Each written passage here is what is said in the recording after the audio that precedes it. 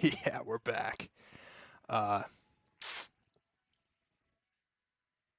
not sure how long this is gonna ride for, because I just got out of work and all I want to do is lay down. But you need to make progress. What am I gonna do? Just watch TV for 2 hours? It's like, might as well dive into something fun, or maybe I just sit here and bullshit for 2 hours. The important thing is I was going back and I was reviewing some of the content that we covered from the last session, and I'm worried that I was just pretty much talking about nothing, and that there was nothing of substance there. So, first of all, I had to revise this. I added this line here, whose actions were captured and make up the information being exchanged, instead of, I think before that I said who's uh, who provides that data. Well, it's like they're not technically the ones providing the data. The private company or the data broker is providing the data. It needs to be explicit in that we're saying their actions were captured and make up the information being exchanged. So it's like credit card information. Your action of paying for something with your credit card is what's being exchanged. It's, you make up that data is made up of actions you took online that were captured and cultivated, and eventually it's being sold off from by these larger companies. So I had to revise that. Also, I realized I'm pretty dumb. A lot of the things I worry that I like the sound of my voice too much and I don't really listen to what I'm saying, because I think a lot of the information I provided was false, or the ideas I'm coming up with are just not substantial. They're not there's a lot of words being said, but not a lot of substance to the sentences. You know what I mean? Just like talking to talk. So we're gonna fix that. I think the best way to go about this is to look at how some of these data privacy laws are written. So we can pull up. We don't have to look at the VOD. I don't think we have to look at the VOD. I do need to pull up an anonymous incognito window. That's what I'm trying to look for. As you can see, I am wearing a dress shirt, which is the fucking death of me. Just I'm uh I'm exhausted actually. I didn't do that much today at work, but there's some shit I had to deal with that's just like uh that was just pushed me to my limit. Just one of those days, just an average Monday. Uh, just like a small inconvenience comes up that just might break you. Just like one of those days. It wasn't that bad. I enjoyed myself, but it was tough. Let's see. So, what are some laws? I should pull up ChatGPT, but I'm scared to do it on this computer. I don't want you guys to see my like personal, threads. Me asking. A lot of my ChatGPTs is me copying things I've written into ChatGPT and be like, "Do you know what this means?" And just like seeing if it's like, did did I write what I thought I wrote?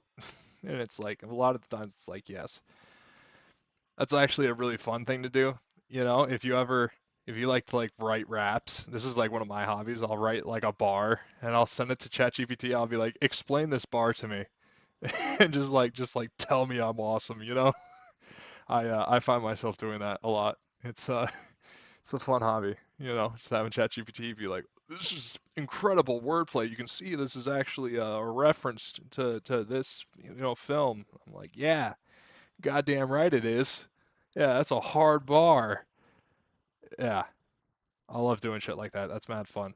But what are some laws?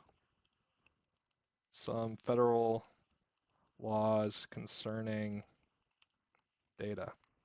Also, we should Fuck. We should also look at Vermont data brokers because there's two things we can do. We can look at the Data Brokers Act from Vermont. We can go back to Vermont because we didn't really do it justice. We kind of pulled up the bill and we read two lines and then I pivoted because I was like, oh, I don't want to spend my time just fucking reading this thing. I can do that offline. Let's find something we can talk about. Uh, yeah, let's look at the preliminary report. Pursuant to Acts 171 of the Attorney General. Speaking of which, I learned this way too late, but if you're reading something to yourself, like not out loud, but you're just reading it and you're actively like saying the words in your head, like you're going in your mind, you're going pursuant to Act 171, don't do that. That's actually not how you're supposed to read. It slows you down. You're supposed to just like look at the words and read it without like announcing it in your head. I read that the other day. It's like I took a test to see what my like reading level was at because I wanted to feel bad about myself, I guess, and yeah, it was not good. I had learned that a lot of kids are illiterate, and I was like, how literate am I? I have an advanced degree. How where am I on this scale? Not great. But let's see. So 171 Attorney General, after consultation with the Office of Secretary of State, now submits a preliminary report concerning implementation of the new data broker law to the relevant committees of the jurisdiction. The act has four basic elements: a data broker registry we want to look at, minimum data security requirements for data brokers, a prohibition of fraudulent acquisition or unlawful use of brokered personal information, and elimination of credit fees at credit reporting agencies. Don't know what that last part has to do with anything, but 123 data brokers registered to the state of Vermont. That's a lot.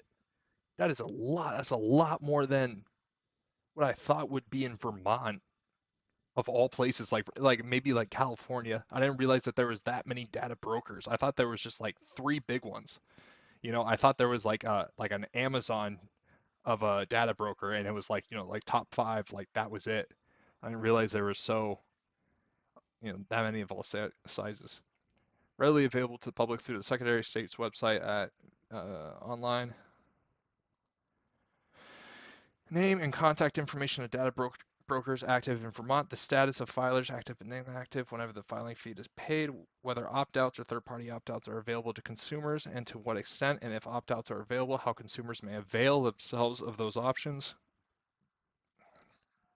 whether the data broker credentials purchasers of its data, number of security breaches experienced in the prior year and the number of consumers affected, whether the data broker collects or maintains brokered personal information of minors, and other miscellaneous information the data broker may elect to share. Like they're going to elect to share shit, elect to share shit. Other miscellaneous information, but, who knows. Assist with new filers, the Office of Attorney General issued a guidance concerning Act 171 on December 11th, 2018. Like I said, ahead of their time. They published this in 2017 and it just went into effect. Well, I guess 2019 is 6 years ago, but that's still like ahead of their time. That's huge, you know? I don't know what the flip that is.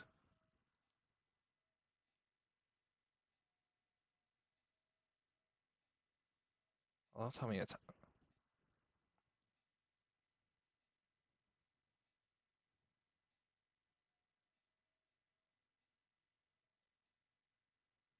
that fucking sucks. What do you mean this is just okay? Well, that doesn't really help me. Preliminary report. Uh,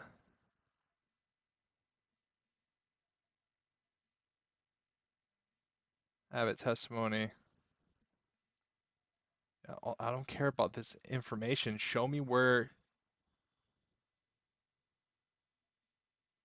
Show me the information. Show me the registration. All these data brokers.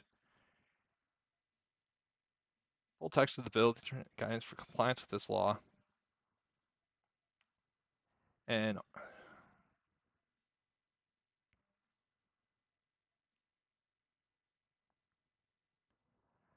Let's just look up Vermont Data Brokers Registration.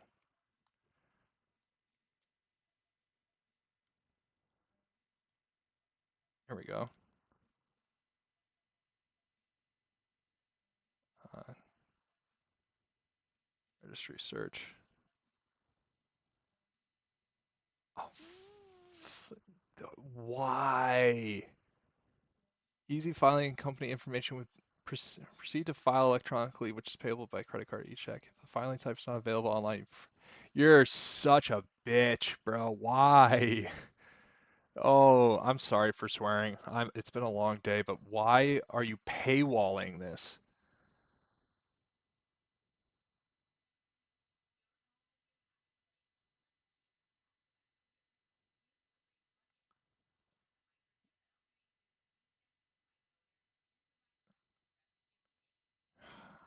Why is everything so difficult? Did I Data broker registry search. Complete search of the Secretary of State's data broker annual report registry. And to access that, I need to log in with an email address. Proceed to file electronically. Secretary of State. Sarah Copeland, what is this?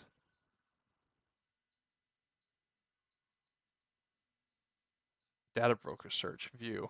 Okay. Just the wrong links. Links to the wrong thing. Okay. Let's clean that up. Okay, that's frustrating. Can I just search all?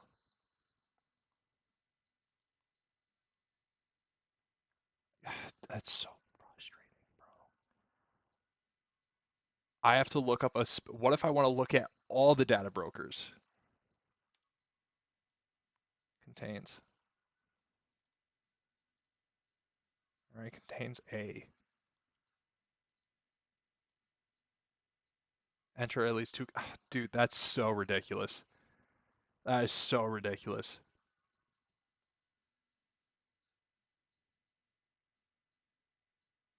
Inactive expired. Active in good standing.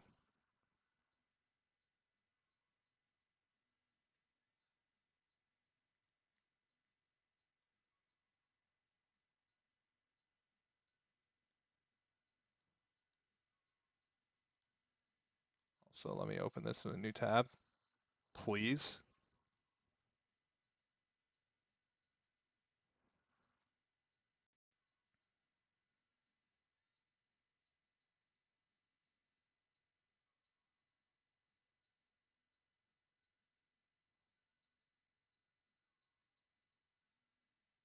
I see the information. What are you still loading? Oh, all the filing history. Completing a web form available within our online privacy page and honoring all opt-out requests sent to EAB by collectors. App server's not responding. That's great. You put in all this work to make this law work, and then you don't even maintain the infrastructure to, investigate to make this stuff public. I mean, this is great information, letting you know that you can opt out of these data brokers collection. You can enforce that. You have the power of that. If purchaser credentialing, NA. We don't give a shit who buys our data. That's what this is saying. Statement regarding whether the data broker implements a purchaser credentialing process. NA. Not applicable. Permit a consumer to authorize a third party to perform the opt out on the consumer's behalf. Yes. Okay, that's cool. So this is broken. This is just broken. NA. If so, provide a statement detailing data collection practices, databases, sales activities, and opt-out policies that are applicable to the brokered personal information of minors. High school students 16 years old and older may express interest on EAB hosted websites about particular higher education institutions that they wish to attend. EAB provides services to higher education institutions, which include the provisions of names of individuals interested in receiving recruitment communications from such institutions. Individuals may opt out of any campaign at any time. So we do collect information on minors, but it's just to help them get into college. I I don't know. I don't know about that. I don't know I don't know if I want to take them at their word. But the fact that this doesn't load is extremely frustrating. Uh, what is EAB Global?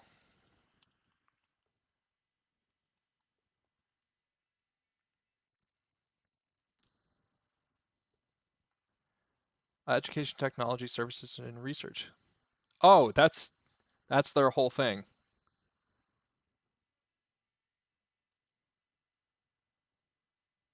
Insight rooms, 6 major enrollment, student success. Oh,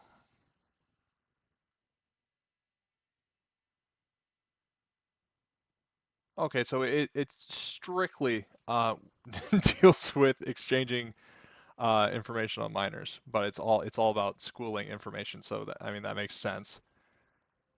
Okay, that's but it says they're listed as a data broker, so they sell that information to colleges. So they must sell it to institutions and be like, we have a database of K through 12 records. You can advertise to these students, that meet this criteria for you. We're an education community or an education technology company, and we have this many users. Of these users, this select subset of students have really good scores. We can sell you that email listing. I imagine is how that kind of goes around. Let's see. People data labs. Okay, data labs. I'm slurring my words. It's really bad. Foursquare Labs, Spy Dialer Labs. That's a good one. Oh, you want to look at Foursquare or Spy Dialer? Oh, this loaded. Cool. Oh, it's filed very recently. Use the website, remove my info button. Site provides free reverse phone lookups with public data only.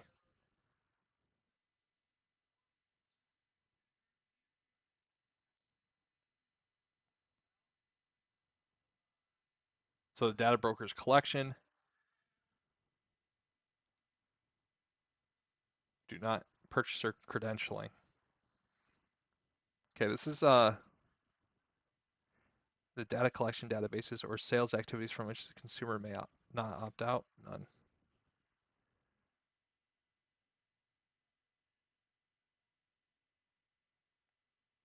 Okay, so this person collects phone numbers off the web. Okay, it doesn't list anything about who they sell it to,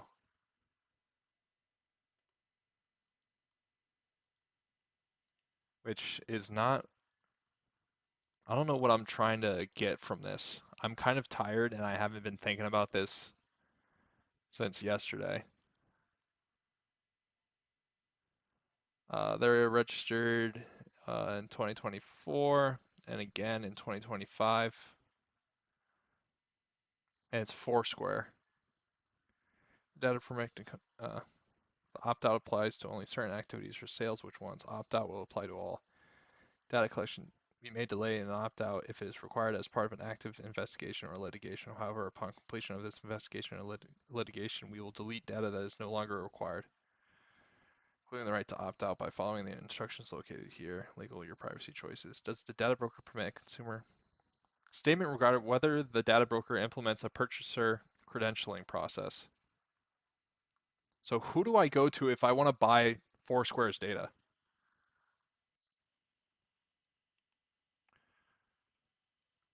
Who's like so these people so this is not what I'm thinking about data brokers. These are just people that have data on people from Vermont is what I'm getting from this. It's just like how do you acquire this data collection? It's saying nothing about who are you selling it to, which is what I'm interested in. That's like what I need to figure out more is like what's the market like? What happens? What's the process for business to business trading of data? That's what we're interested in. And it's starting to look like it's less of the idea that I originally had, which was that a large entity is, exchanging and buying all this data, but I could be wrong. Who are the largest data brokers? What is a data broker? Am I? Experian, Equifax, Epsilon, LexisNexis, CoreLogic.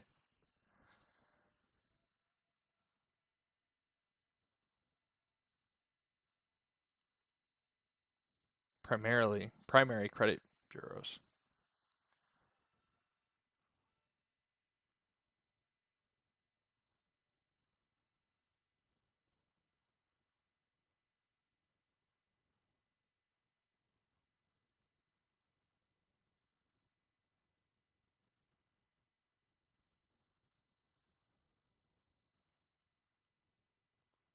Okay, so let's say I'm Foursquare. How do I sell my data?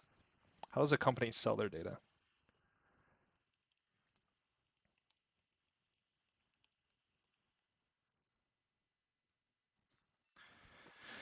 Partnering with data brokers which collect, aggregate, and resell personal information to other entities like advertisers, hedge funds, or government agencies. These brokers gather data through various methods, including browser cookies, purchasing other companies' data, analyzing public records. Company negotiates one-on-one with another company to sell their data directly. Data aggregators, brokers. Company work with third-party brokers that specialize in collecting, processing, and reselling data to a wider range of buyers. Who are, you know, see, this is what I'm saying is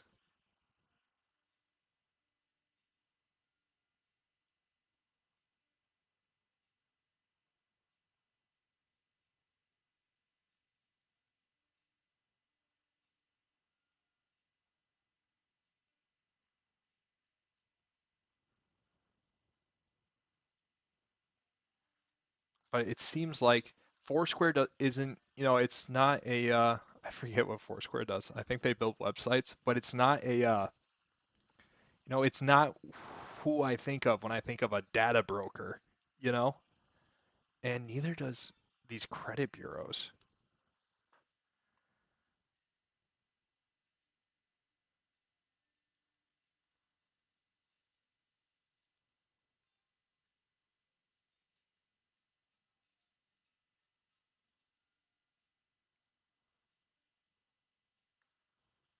Dave and Buster's? No.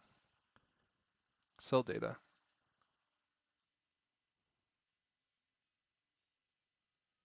And annual.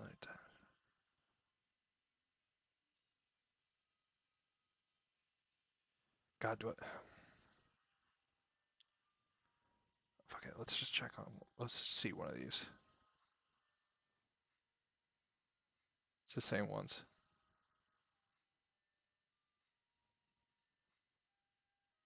Dun and Bradstreet.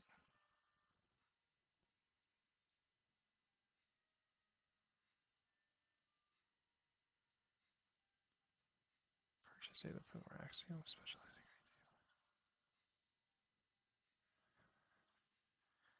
Face scrutiny for the data practices. Axiom's continuing updated software. 2024 comes operating. Yeah, see, like there's laws in place, but I imagine it's because people are from all over the world. How are you going to keep up with the laws that exist for each individual, place that people are from?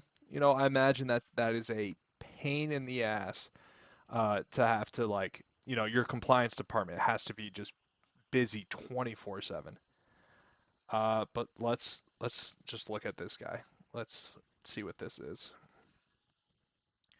I don't know what I was thinking. I was imagining it'd be like a like like a Craigslist, you go and you see, okay, this person's selling data, I want to buy their data, you know.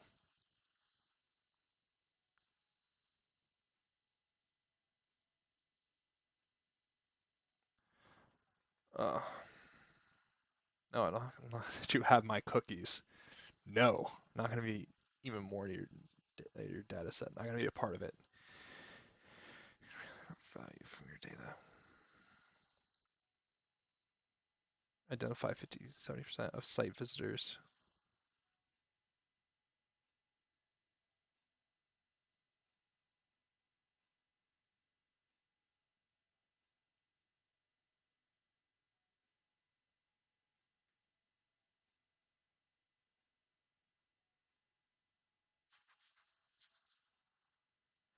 I don't care about case studies. Your partners.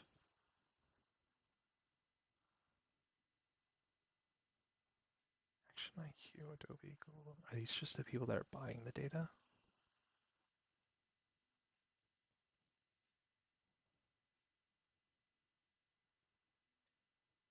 Client acquisition for Upwork.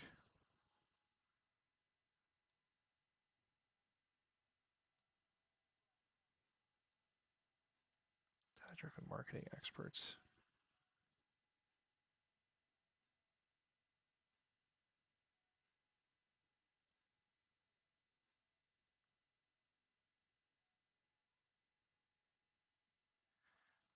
Google Marketing Platform.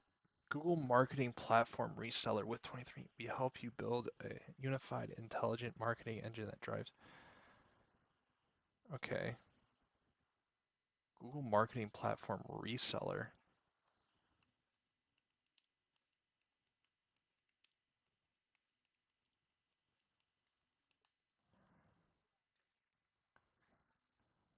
Enterprise Marketing Portal.google.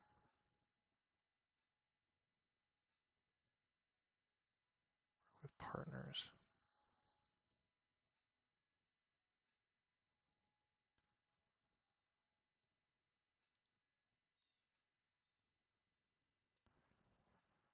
Certified companies and sales partners who can support you every step of the way. Making science.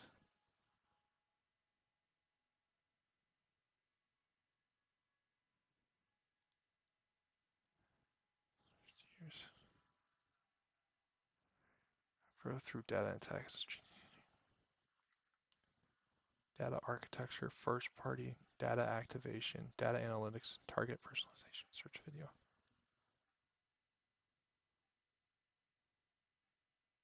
Conway. What the hell's in Conway? These ones I understand.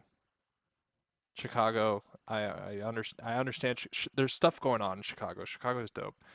I don't know where the fuck Conway is. It's irrelevant. Axiom is a sales partner. What does that even mean?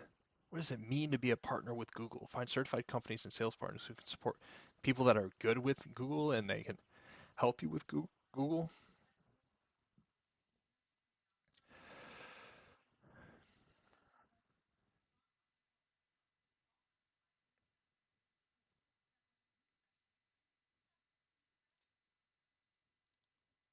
You know, all I want to answer, question, we should mark this down. Uh,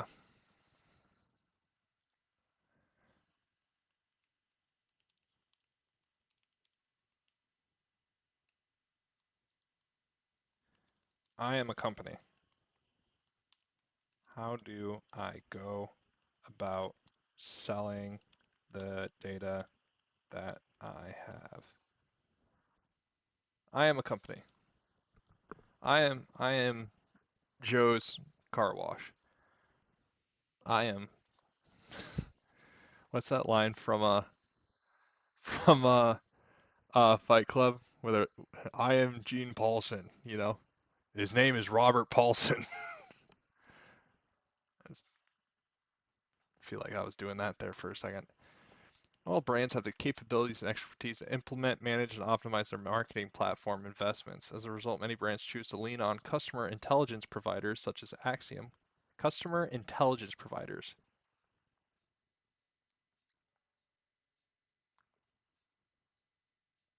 Okay. Customer intelligence providers.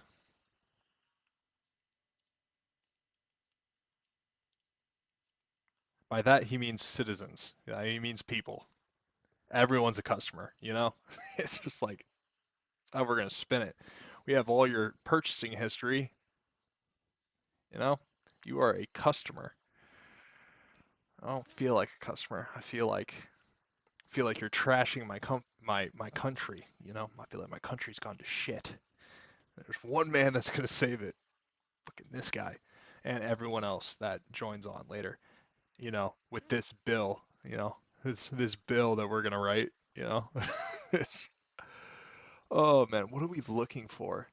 I just want to understand how this works, and I'm trying not to go the easy route and use ChatGPT, but fuck, I might have to use Copilot. I have Copilot on this. I do have Copilot. Does Copilot work? This is a Windows 10 machine. I don't know if I should say that, but I'm running Windows 10. I feel like I shouldn't have said that. I don't care. I am a business. How do I go about selling my customer data? That sounds so perverted. It's like, how do I sell my customer data? I don't know what about that is feels wrong.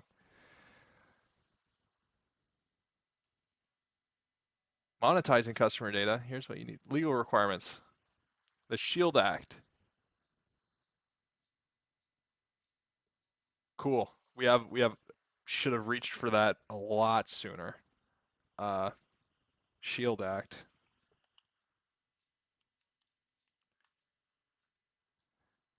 Uh,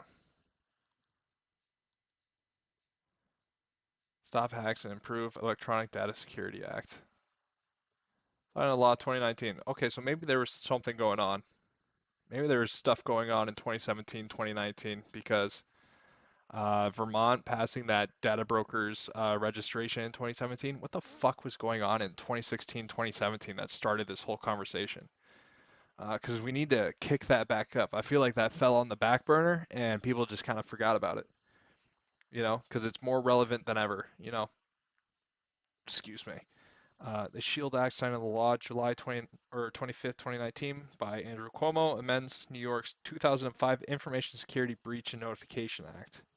Shield Act significantly strengthens New York's data security laws by expanding the types of private information for which companies must provide consumer notice in the event of a breach, requiring that companies develop, implement, and maintain reasonable safeguards to protect the security, confidentiality, and integrity of private information. Okay, so that's to deal with like disclosing if you've been hacked, but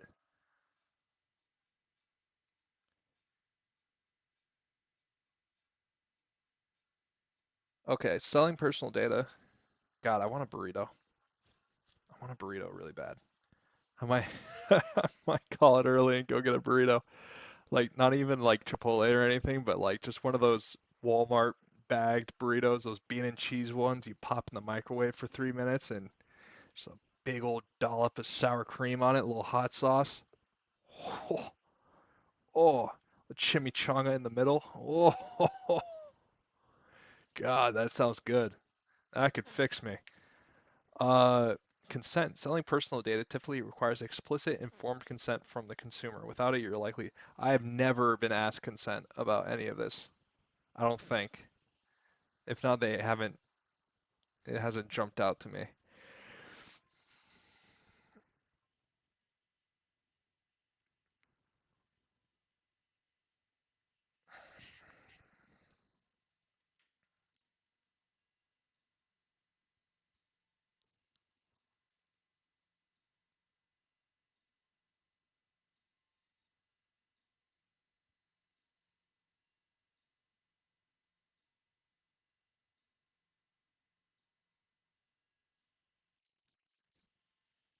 Data insights to enhance services or co-market with other businesses. This is the other problem. This is the other problem I was having with the last VOD is just I am so just not informed.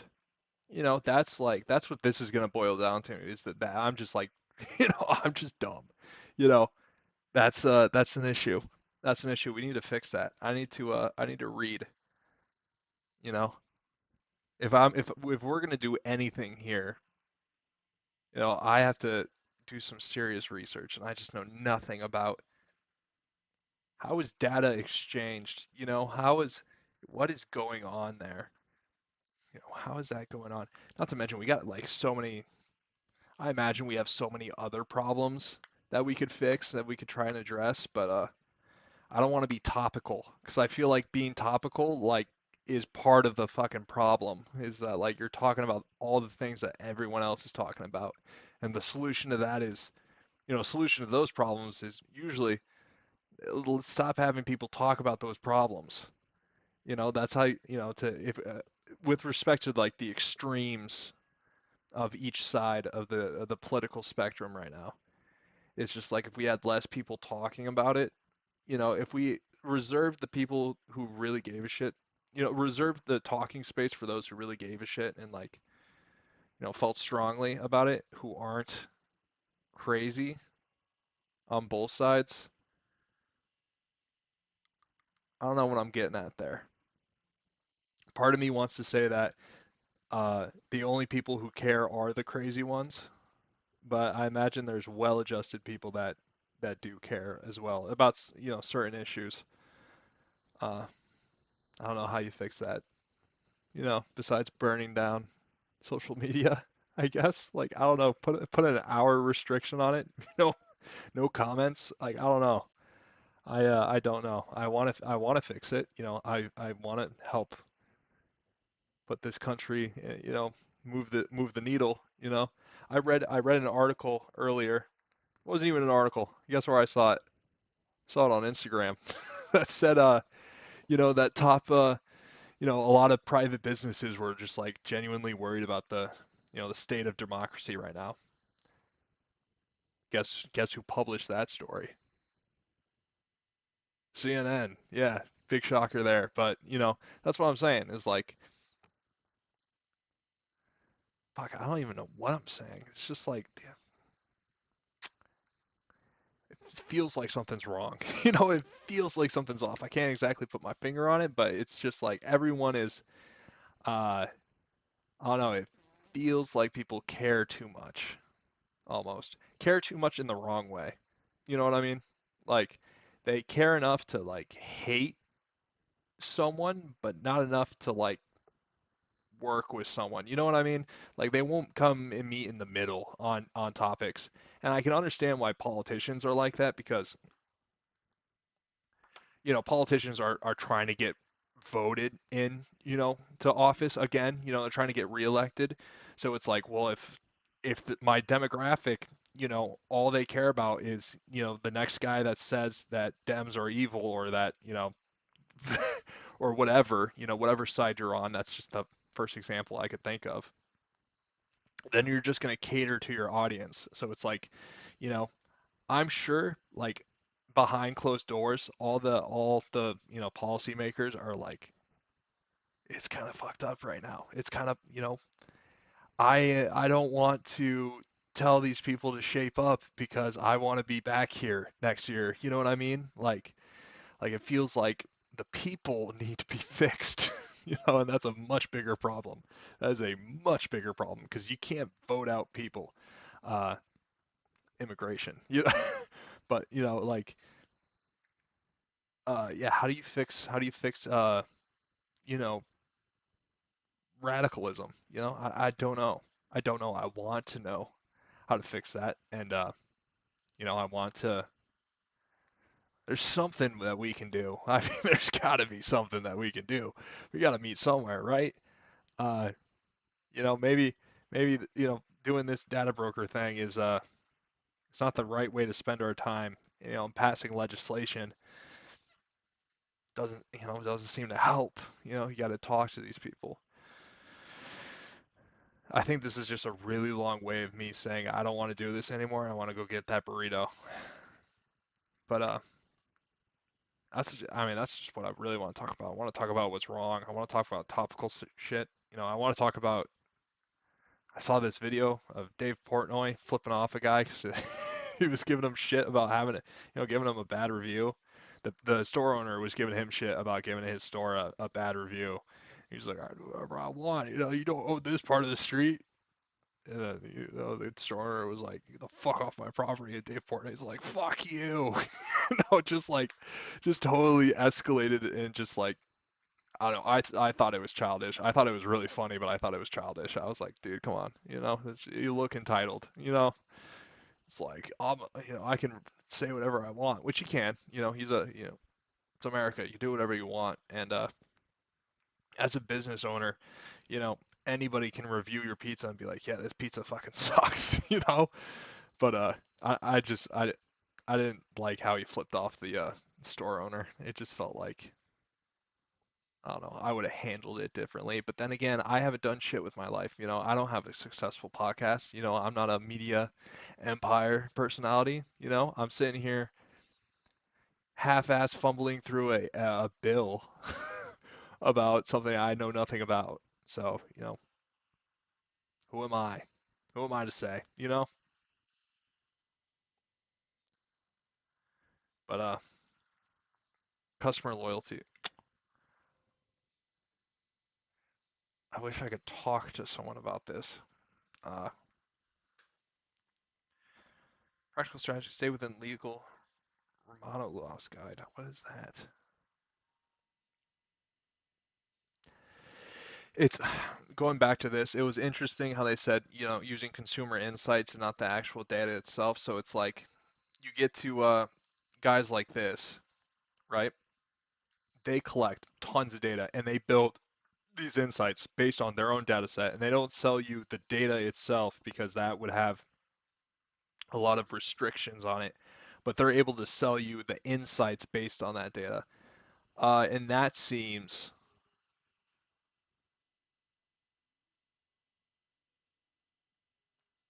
I don't know how I feel about that. Part of me feels like it's scummy because it's like, oh, we're protecting your data, but we're selling all the real problematic part of the data itself is the insights that the data provides. You know, you have one of my credit card transactions. That's not going to tell you shit. It's going to tell you I bought one thing one time at one place. But you compile it with millions of records, of from thousands of people, and all of a sudden you're starting to get a bigger picture of what's going on. And the problem is that data, it lives forever. So, you know, uh,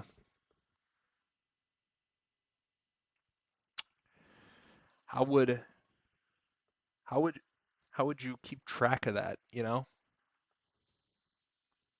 Unless it sounds very perverse when I say this, but you know, to implement this bill, it sounds like a federal agency would have to come in and audit their data sets, identify everyone that's in it for every record and every, data point they have.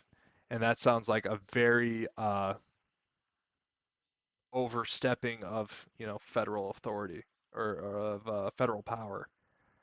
But on the other hand, the data that they're collecting is heavily, from the sounds of Copilot, is heavily uh, regulated, you know?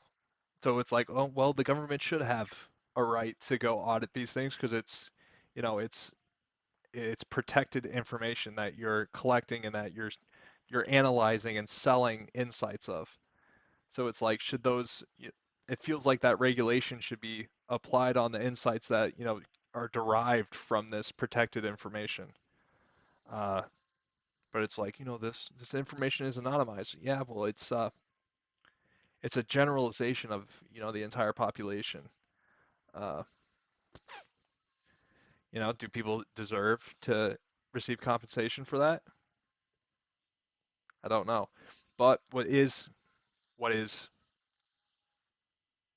nice and what is beneficial about this, the bright side of it is that instead of being compensated, receiving compensation for every time the data trades hands, exchanges hands, you do it on every time that insights are derived from it, for every time insights are exchanged.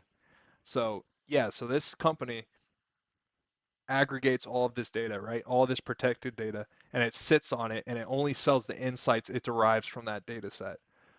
You know, that data isn't exchanging hands very often, but the insights from that protected data is being sold very frequently. And maybe it's those insights that should be taxed you know, quote unquote taxed with respect to this bill, where payments are given back to the protected individuals and entities that make up that data set that's being analyzed. And if that is the case, that would fit in. That would kind of sit in nicely for AI, because it's like the same kind of idea that your data is stagnant. It's used once, to drive their dashboards that they're selling or to train this LLM. But every time that it's being used and those insights are being utilized or the characteristics of that protected data is utilized, to generate revenue, you get a piece of that. That should be it's like a tax on analytics, really. Maybe that's how it should be labeled as. It's like an additional tax strictly on uh, data analysis. Well, it's like contracted data analysis. Well, you know, that would also have to bring up a you know, an area of concern is like who would be, who would fall under this who would be like eligible, not eligible, but who would be regulated by this law? Who would fall in the silo of being taxed? What are the parameters that qualify you as, well, you meet these check marks. You have these defining characteristics about your company.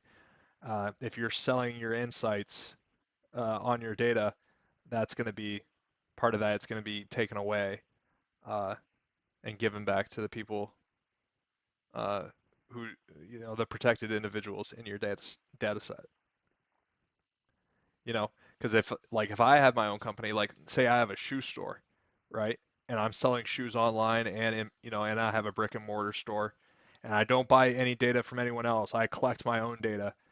uh should it is it wrong for me to sell insights on the market, to a broader audience, if I collected the data myself?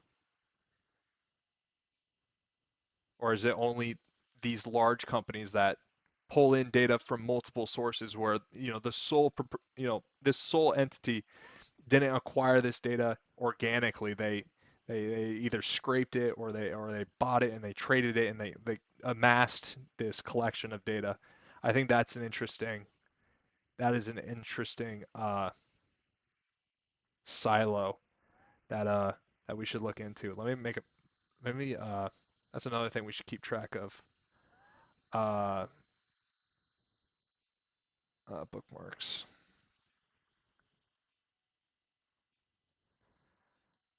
So let's see. Jesus, if I can spell. That's another thing I noticed is that I'm a slow typer, like embarrassingly slow. Okay, so 9:05. Uh, it was like 48 minutes, and we were talking about uh, what types of businesses that sell insights based on their data should have this law applied. Difference between a brick and mortar store selling data they've acquired organically versus a broker, I guess. Like, what's this guy's name? Axiom. Ac- yeah, it's such a weird way to spell it. I thought there was another one. There was another one that had a documentary come out that was like one of the largest data brokers, and it didn't look like any of it didn't ring a bell any of the data brokers that are listed here. data broker who collects data from various sources and sells the insights of that hetero heterogeneous data set to others. That's the important part. It's the insights that is being sold. So we have to reword this, to make it more general.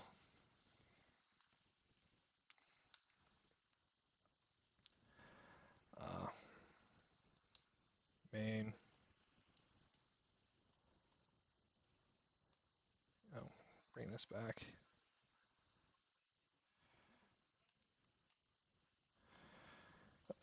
Like V1.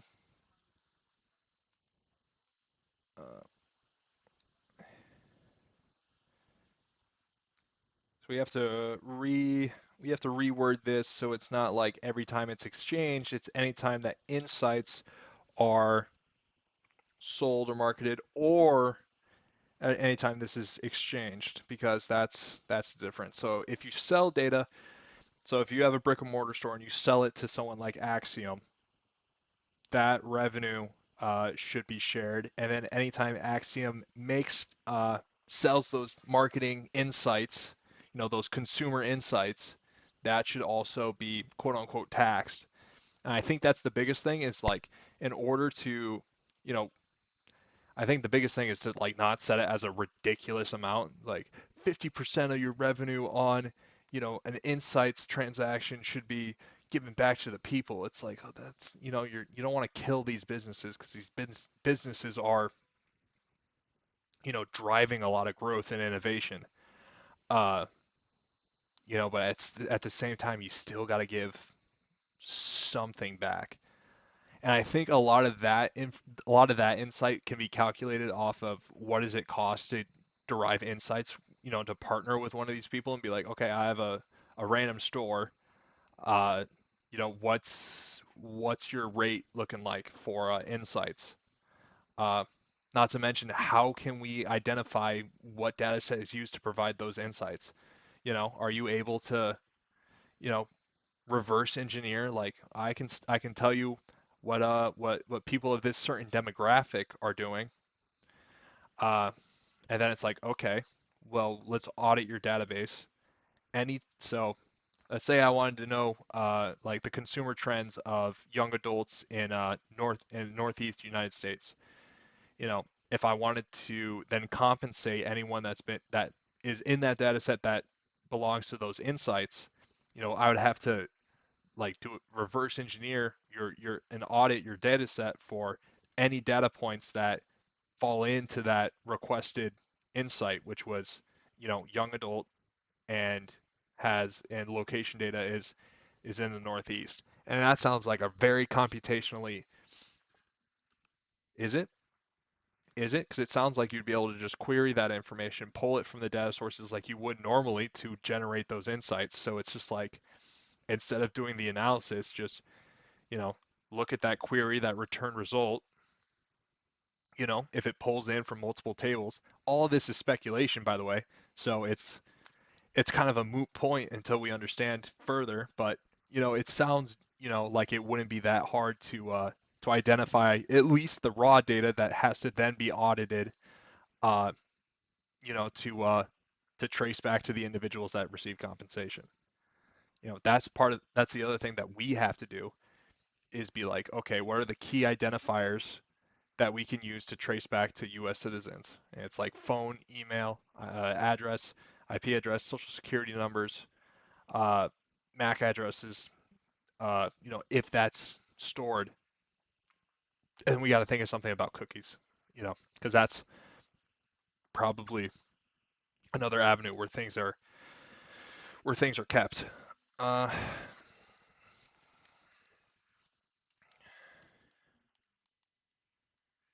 where to expand on how data brokers will sell in insights, insights to business insights on this protected insights based on this protected data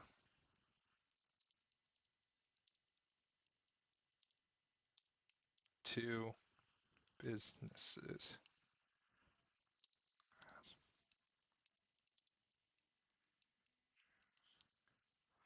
Reword to expand on how data brokers will sell insights based off this protected data to businesses as marketing partnerships. That sounds more. That sounds pretty legit. That may be more word salad that I'm just you know cooking up, but that sounds like it's more like on the nose to what's happening. Uh, but again, like how do we where do we begin? you know, uh, I feel like we're getting closer though, and it's getting close to that hour mark. I didn't know how long I want to do this. This is more of just a testing out to see how much of a commitment this would be to do after work. It's not that bad. It's not that bad at all. I didn't really do much of anything. It's more of me just like complaining and getting some kind of insights. I need to shower. I need to eat. Take my socks off. Mm. Best part of the day for sure. Definitely. Let the dogs out, you know? Yeah. Give my toes a little wiggle, you know? Yeah, nothing says I'm home like free range toes. All right. Let's where were we? Yeah, Shield Act. I don't think this has anything to do with us. It's important. In terms of disclosing protected information that's been leaked, but a natural person, that's good language. A natural person.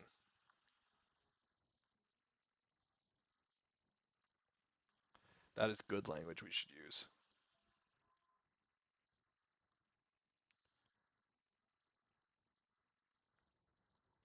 Because that's important. It's not just that's been that whole distinction I was making a fuss about last time where it's like it's not an individual, it's a person, you know. We can narrow it down to an individual record, but this individual record has to be tied to an actual person, a US citizen that can receive payment, that can receive compensation.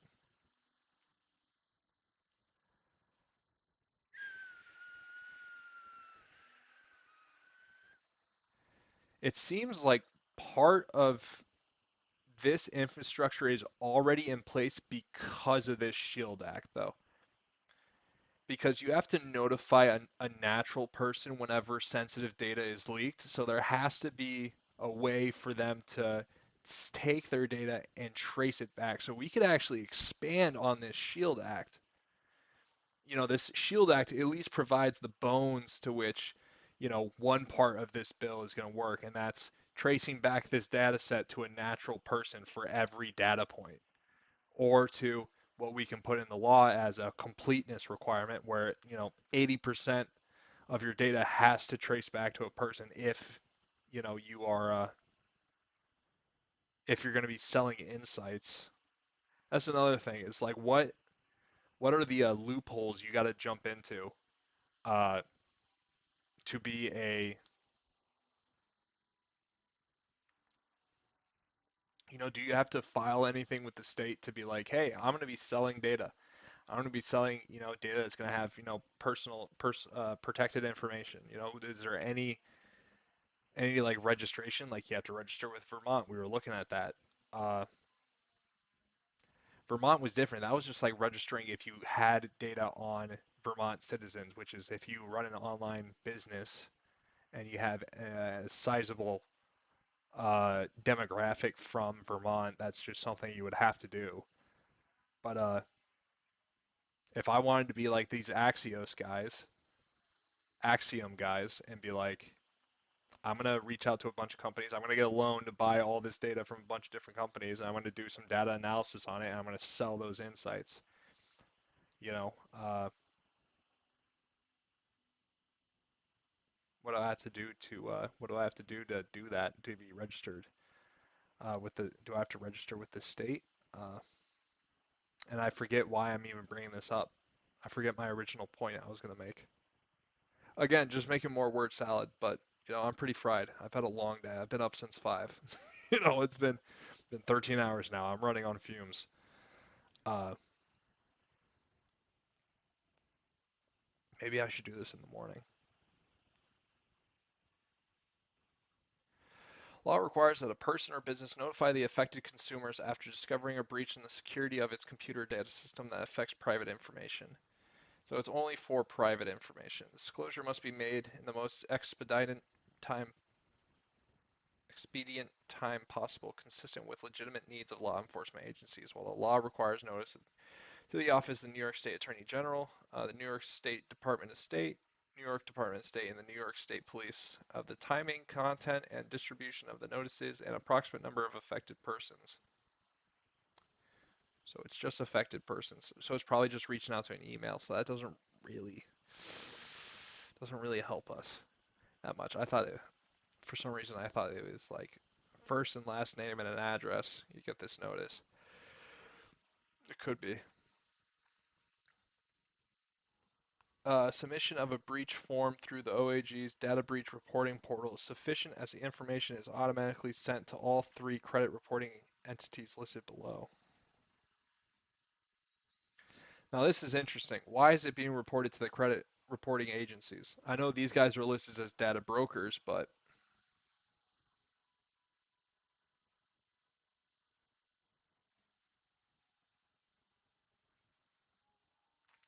maybe that's something we can email a person about.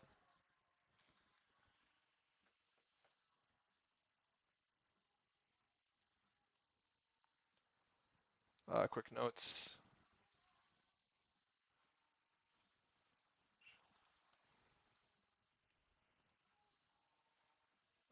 Reach out to a human about why we report data breaches to the 3 big uh, credit agencies uh,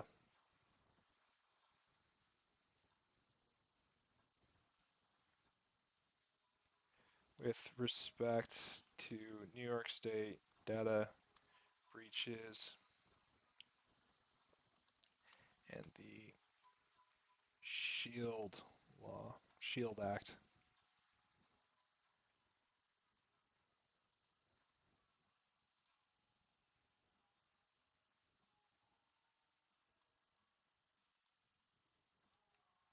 Bottom of the page. So potential follow-ups. Because this would get us involved. At least get us like talking to someone, get our name out there. Because that's a good thing. You should talk to people, especially people in the government. They love talking to, they love fielding questions from concerned citizens. Uh, if that's one thing I've learned in my short time, they just love talking to someone that's asking questions about why shit is done that way.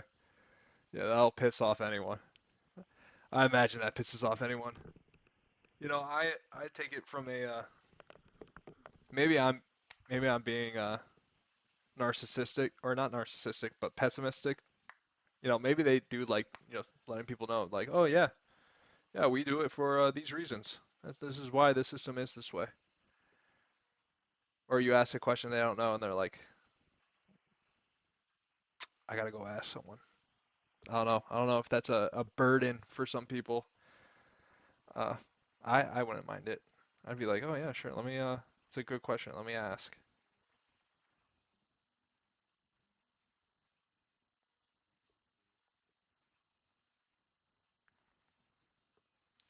Law also provides for substitute notice to consumers The business demonstrates to the Office of New York State Attorney General that the cost of providing regular notice would exceed $250,000. It costs too much to let these people know that they're fucked. The affected class of persons exceeds 500,000. Everyone in the U.S. is doxxed. We don't need to tell them. The entity or business does not have sufficient contact information. That is important. Okay. So I want to know all the people that have filed for these data leaks.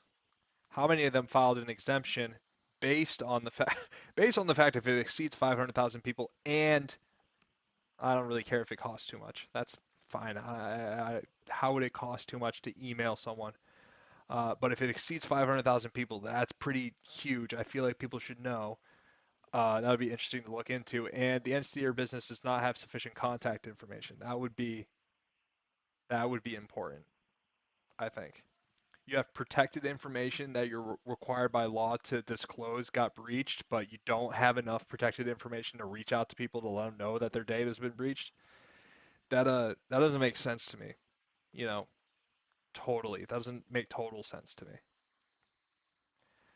When substitute notice is used, it must consist of all the following as applicable. Email notice. Oh, okay. Conspicuous posting on the entity's website. Notification to statewide media. Okay, so you just got to do a general broadcast. Be like, hey, we fucked up. We got pwned. Uh, sorry. That's what that boils down to. If it's over 500,000 people, it's like, yeah, you just gotta go on TV and say, we fucked up. Sorry about that. Yeah, yeah, we got wrecked. We got wrecked. Yeah, all your information's gone. Uh, but it's cool that the email notice is listed here as an exemption to a regular notification. So the regular notification has to be probably a letter in the mail is what I'm assuming that's what that is. If it's like email is their backup notice. So that is interesting. If you have an address, that's good enough for me for tying it to a natural person.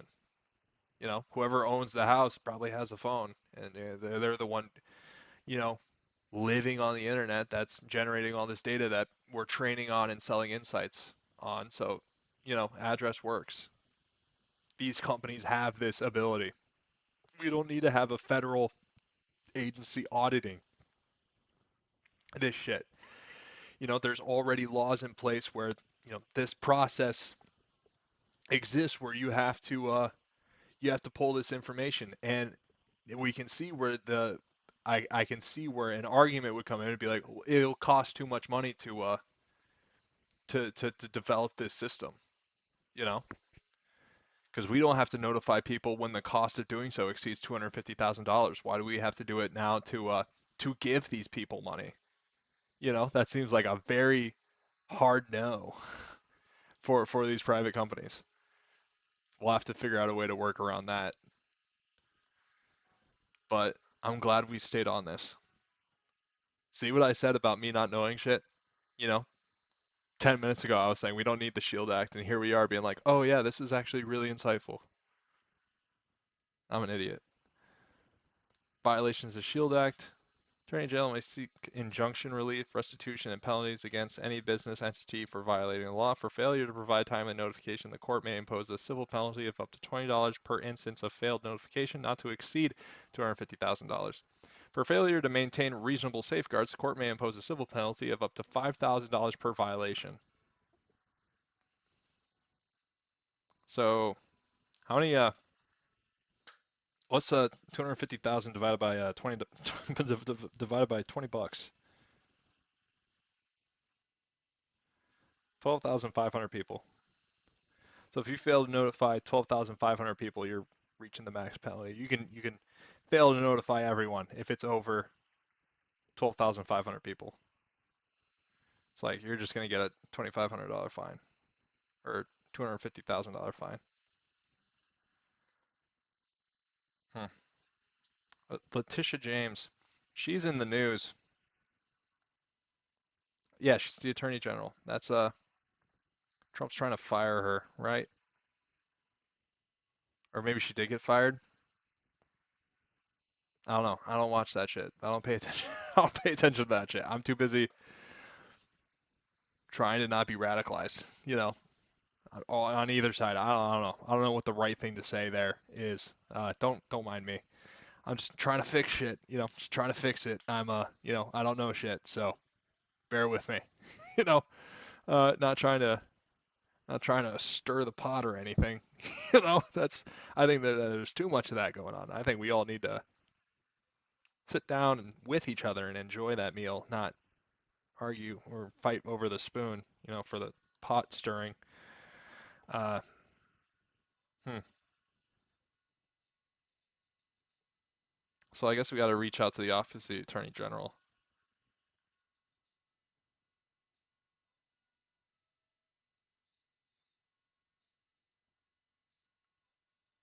What's this part again? Notice. It requires notice to the office of the New York State Attorney General, the New York State Department, New York Department of State, and the New York State Police of the timing, content, distribution of the notices, and the approximate number of affected persons. Submission of a breach form through the OAG's data breach reporting portal is sufficient, as the information is automatically sent to all three credit reporting entities listed below. I believe this is probably to protect people's credit scores in the event of a data breach, in case someone pulls out a line of credit in someone's name based on this data breach. I imagine they like freeze your account, your credit score for a time being, to be like, okay, until this information is resolved, uh, we're not going to let your credit be affected. I imagine that's what this is for, but it is also interesting that these people are listed as the largest data brokers, or at least the largest containers of uh, of this information. Not to mention, are these private companies? How do you get to be a point of this much power? Is Equifax a private company? It's kind of fucked up if you think about it. It's a credit bureau, uh, multinational consumer credit reporting agency, one of the three largest consumer credit reporting agencies, along with Experian and TransUnion. So it's a private company.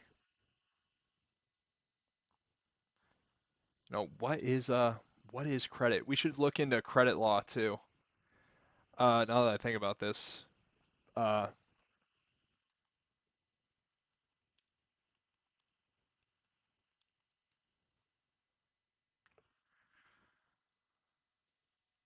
I don't even know if that's a real word. Credit law? What is credit law? You know, the legalization of credit. That's what I'm trying to get at is like what laws are in the like federal laws that enable something as credit to exist. You know. uh, so it's a public company.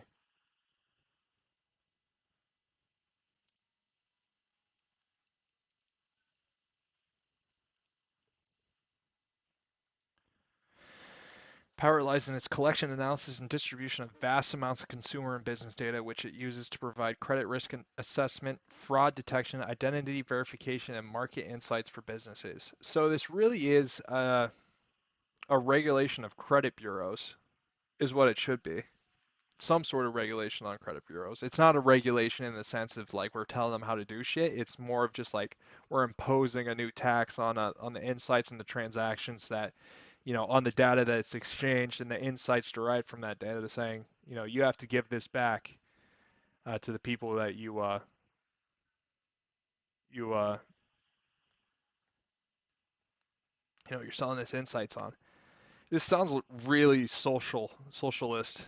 Now that I'm saying it, you know, it's like you have to give back to the people, but it is the only way to compensate and protect people's data. And that's the thing. It's not about has nothing to do with class. It has everything to do with protecting people's online data. And it's not even about protecting their online data, it's about restitution for collecting of online data. It's like it's the fact that online data never goes away. Everything you do online, it is permanent in a sense. As long as there's power and infrastructure to support it, we would probably keep it. Everything on the internet lives forever. Well, it's like, well, my digital footprint and my digital footprint is valuable is the problem. It's valuable, and I'm not getting any benefit from being on the internet. So, and I need to be on the internet. So, what's the justification? That's the other thing is we got to think of a justification.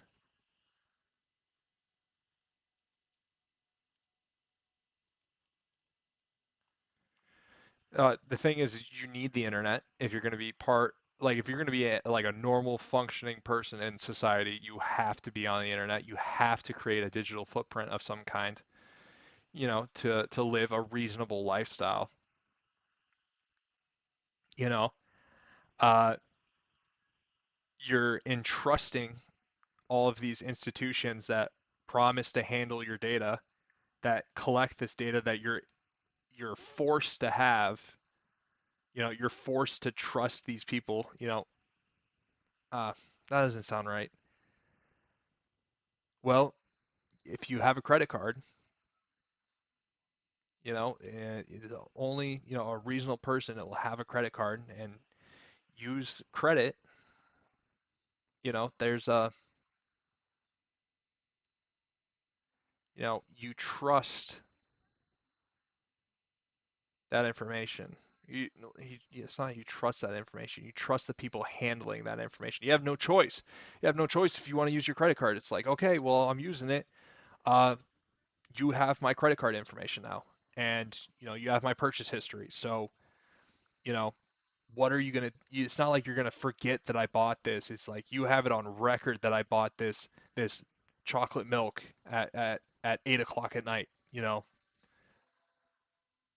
I don't know what this information is going to be used for down the line, but it's just off into the ether, and it's like, you know, that that should be. I mean, that's something, right? That's got to be something to somebody, you know, because it's like a surveillance. It's surveillance. You know, it's like I think that's what it is. It's just it's surveillance, and it's all guised under marketing, because we're selling these marketing insights to businesses to make actionable, to have actionable intelligence, because uh, to customers, Axiom said, what they say, we deliver strategic customer customer intelligence providers. Exactly, customer intelligence providers. It's surveillance, So if you're taking my picture, I should get paid for it, without my consent, something along those lines. There's some justification there that needs to be fleshed out. There's a lot of this that needs to be fleshed out, but I think we're making progress on it. But we will see. I'm gonna make dinner. I don't know who's watching this. I didn't pull up stream on my other computer, but I think that was good. That was a good test. See how things would go. But yeah, we will see. I gotta take a shower. I gotta take my socks off. I'm dying here. I'm sweaty and gross.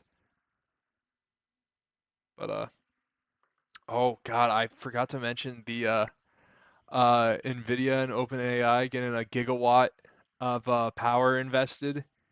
I looked up how much a gigawatt was, and it's like it's enough energy to power 700,000 homes. 700,000 homes for a year? How much is a gigawatt?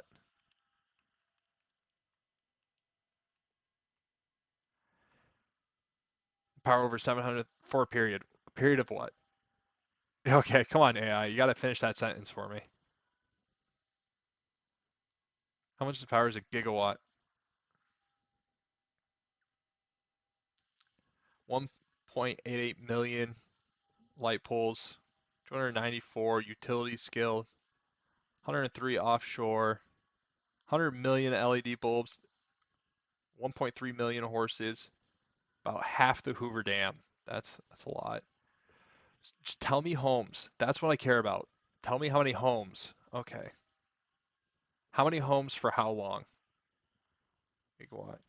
In terms of homes for a year.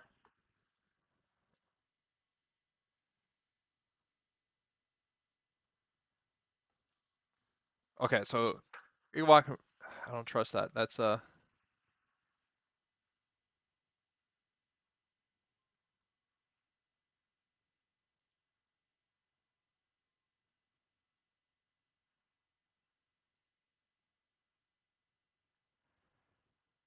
annual electricity consumption was about fuck gigawatt hours. The number of hours in a year. Average electricity consumption in the United States in terms of gigawatts be 438 gigawatts. So the US uses in a year around 438 gigawatts. And this one uh, data warehouse, data facility, I'm so shot right now, I can't even think of the word, uh, you know, is one out of 438. So we're just going to tick on a 439 for one facility for an AI. And there's going to be multiple of these gigawatt facilities. So, uh, okay.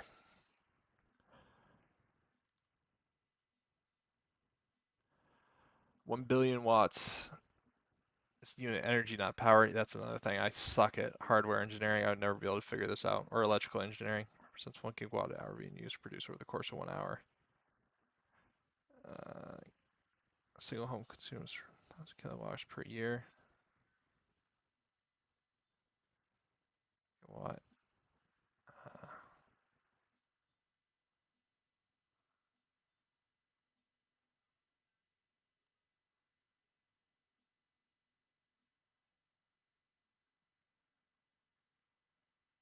okay, so this is saying 95,000 homes. This is saying 90 to a million homes. Okay, my ear's starting to hurt. I have. This is such an easy calculation. I'm just so not trying to do it right now. So we'll leave it up at that. 100,000 homes. One facility, 100,000 homes for a year. That's a lot of power. That is a shitload of power. Uh, and they were saying this on CNBC earlier today when they announced it on launch. It's like the grid needs to be upgraded to support this, which is great.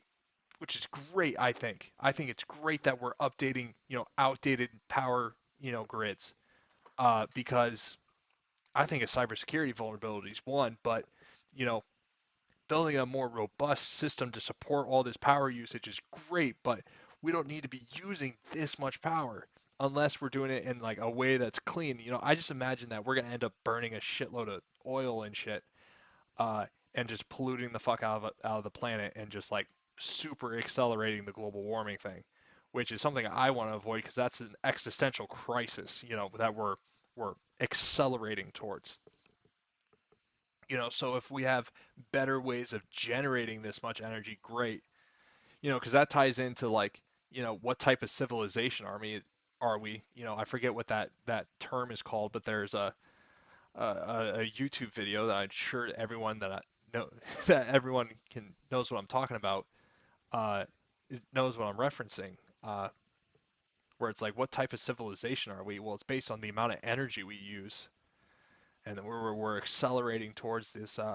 We have to use more energy, but as not at the cost of melting the ice caps and distorting or disturbing the seasons and food supply. Like I don't want to I want to have kids. I want my kids to have kids and their kids to have kids. They need a place to grow up, and I don't want it to be 1,000 degree. You know what I mean. I want it to be I want to have a nice climate for them to grow up in. literally climate, like literally the weather. I want the weather to be nice. So, uh, yeah, they announced that today. Let me pull up that news article. Nvidia was just, or was it OpenAI stock was just skyrocketing at 12 o'clock. It was crazy. OpenAI, Nvidia partnership. $100 billion investment in AI. Yeah, 100 billion in AI. A 10 gigawatt. Oh yeah. Yeah, so the whole thing was for 10 gigawatts, and they're doing it in 1 gigawatt increments. I think it's how that was playing out. You know,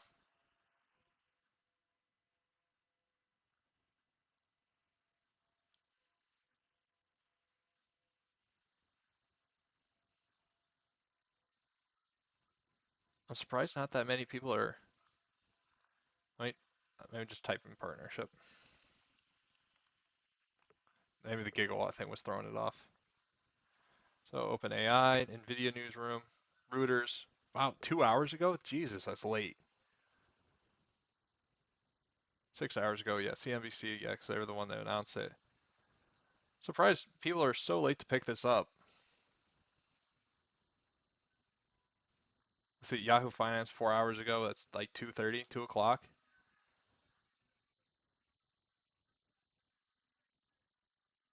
That still feels late. That feels late considering that they had this announcement at lunch. Maybe it took time to, like even Bloomberg just posted it at 5:30. Maybe they're delaying the information to gather more information themselves. It's not just like, hey, they are announcing it, we're following it live. Maybe they're like gathering sources so they can provide real like insights into what happened today. And maybe they're posting it during, peak hours for readers because, 5:30 people get off work, they want to read stuff on the transit, on their commute. But yeah, this happened today. Absolutely crazy. First thing I thought about was the energy. I was like, "Oh my God, how are we going to provide that much energy sustainably? And for what?" Dude, Sam Altman said this thing that just blew me away. He was like, the cost of energy per unit of intelligence is going to go down, and we're really excited for that. And I was like, bro, what's a unit of intelligence? What does that mean? Like, your actual, not to mention your benchmarks for intelligence have been all over the place. It's so speculative on like how well these models perform, unless it's like looking at like actual scores on tests. But it's like, there's some, there was I didn't look into it, but there was some, chatter about, their performance benchmarks just being completely just like made up, just so not anything, And it's like I saw this other article that was talking about, like the rate of returns we're getting on the on artificial intelligence is like starting to level off. Like we're at the beginning, it was like we're seeing leaps and bounds in like the capabilities of these models, but as they're getting, as the problem's getting more and more hard, it's getting, you know, there's a lot of work put in to see very marginal gains, and it's just like that's leveling off. And it seems like the only thing that they're doing to like counteract that, besides, genuine innovation and, model architecture, is they're just like, let's just throw a ass load of compute at it. Let's just throw as much compute and data as we possibly can at it and just see, if we can, you know, expand, if we can accelerate, we could brute force it in a sense. And it's like maybe the model is good enough, we're just not like throwing enough compute at it, which I guess what I'm saying is for compute you would have to have models with more parameters is what I think is what I'm trying to say by throwing more compute at it. That's like the logic of adding more compute is like we can handle larger models, and we're like all just trying to get over that cusp of AGI or super intelligence, whatever. And it's just like it just feels like a fucking fever dream, doesn't it? It just feels like I don't know. It feels like everyone's high on the idea. and they're just like, yes, yes, more. We're gonna get it. I don't know how to articulate it correctly, but it's like just like it's reached a fever pitch or you know, almost like delusional, you know, in terms of like how much money we're throwing at it. Which the lady on CNBC had good points that there's a lot of industries are going to be affected. Like there's a lot of ways to play out this deal. Like she was talking about fixing up the energy grid, and like a lot of utility companies are going to be, you know, benefiting off this because there's going to be a lot of money to build up those facilities, and there's a lot of work there. Uh, but I still just like have a problem trying to see, you know, what's the what's the value? Like what value does AI really provide? It makes my life kind of easier, when researching shit like this. You know, a lot of people use it, so I guess it's not like what value does it add in business sense. I use it for entertainment, you know. It helps me research shit. So I guess there is pretty monumental value behind it. So maybe I'm overthinking it. It's revolutionary. It's crazy to think about actually. So I just resold myself on it. So yeah, let's throw in a couple hundred million uh, in this, or a couple hundred billion in this investment. Let's push that forward. As long as we get nuclear or something going on to sustain this power demand. I mean, it's not even nuclear. It's like how do you cool it? That's a whole nother can of worms that I don't understand. I don't understand any of this, but trying to understand. But yeah, I'm gonna go have a burrito. I think I'm gonna have a root beer float. Grown ass man, grown ass man. I got myself a root beer float.